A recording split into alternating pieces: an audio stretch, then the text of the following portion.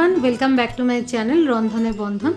आज के बनाচ্ছি चिकेन तड़का बा चिकेन डाल फ्राई रेस्टुरेंट स्टाइले। तो कत सहजे बाड़ीते एटा बानानो जाए और खेते हय असाधारण।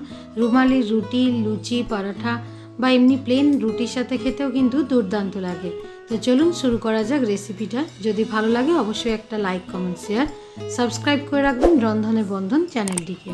तो एखाने आमि तड़का डाल नियेछि। तड़का डालटाके मोटामुटी 8 থেকে 10 घंटार मतन माने ओभारनाइट एटा भेजानो छिलो। एबार एखाने चिकेन नेওয়া হয়েছে 500 ग्राम। एखाने बोनलेस चिकेनও আপনারা ইউজ করতে পারেন। আমি এখানে উইথ বোন চিকেন ইউজ করেছি।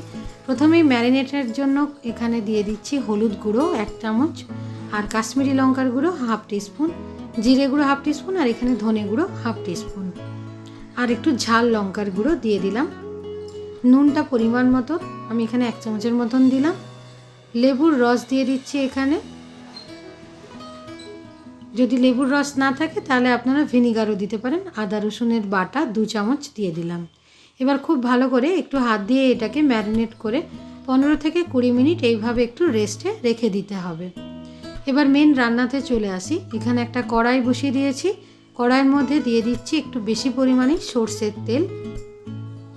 ফোড়নের জন্য এখানে দিয়ে দিচ্ছি দুটো শুকনো লঙ্কা, দুটো চারটে শুকনো লঙ্কা আর গোটা জিরে। এবার এখানে 3টে বড় সাইজের পেঁয়াজকে স্লাইস করে নিয়েছি। এখানে 3টে বড় সাইজের পেঁয়াজ আমি ভেজে ভেজে নেব, একটু ফ্রাই করে নেব লাল লাল করে। অল্প একটু নুন দিয়ে দিলাম যাতে একটু নরম হয়ে যায় পেঁয়াজটা। পেঁয়াজটা একটু হালকা ভেজে নেবার পরে এর মধ্যে দিয়ে দিচ্ছি আমি একটা টমেটো। টমেটোটাকেও একটু নরম করে নিতে হবে। যতক্ষণ টমেটো আর পেঁয়াজ নরম হয়ে আসছে ততক্ষণ একটু ফ্রাই করতে হবে। দেখুন অনেকটাই নরম হয়ে এলো। এবার এই চিকেনটাকে ম্যারিনেট করা চিকেনটাকে এর মধ্যে অ্যাড করে দিচ্ছি। চিকেনটাতে যেহেতু আমি আগের থেকে সমস্ত মশলা মাখিয়ে রেখেছি তার জন্য এখানে শুধু কষাতেই হবে, এক্সট্রা কোনো মশলা দেবার এতে দরকার নেই।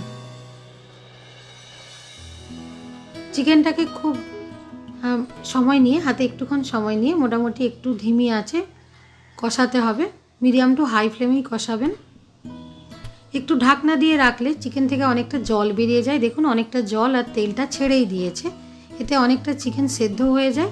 এবারে কষাতে থাকলে চিকেনটা অনেকটা নরম হয়ে আসে, কালারটাও চেঞ্জ হয়ে যায়।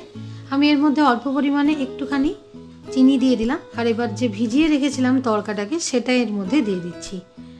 আপনারা চাইলে তড়কাটাকে আগেও মানে তড়কা ডালটাকে সেদ্ধ করে নিতে পারেন, তবে আমি এইভাবেই করে থাকি, এতে টেস্ট আরেকটু বেটার হয়। কারণ তড়কা ডালটাকে এর মধ্যে একটুক্ষণ যেহেতু কষানো হয় কাঁচা অবস্থায়, তাই খেতে বেশি ভালো লাগে। এবার মার্কেটে এই ধরনের তড়কা মশলা কিনতে পাওয়া যায়, সেটা আমি এর মধ্যে মিশিয়ে দিলাম। অল্প একটুখানি গরম মশলার গুঁড়ো দিয়ে দিলাম। এবার খুব ভালো করে কষাচ্ছি।